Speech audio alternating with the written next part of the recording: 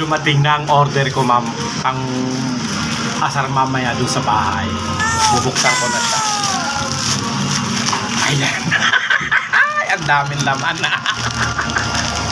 Ang daming laman. Ayan. Ngayon, bibili na tayo ng pizza. Iangat ko yung topping sa ibabaw, tapos lalagyan ko nito. Bawat piraso. Tapos pagkakain silang ganon, makakagat nila. Titingnan natin ang kanilang reaction. Ayan na nga po, nilagay na yung ipis natin sa pizza. Tinakpan, lagyan mo ng cheese.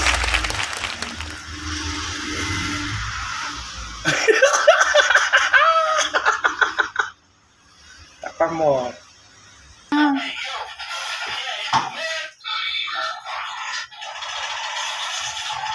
Langaw na eh. Kumain ka na rin.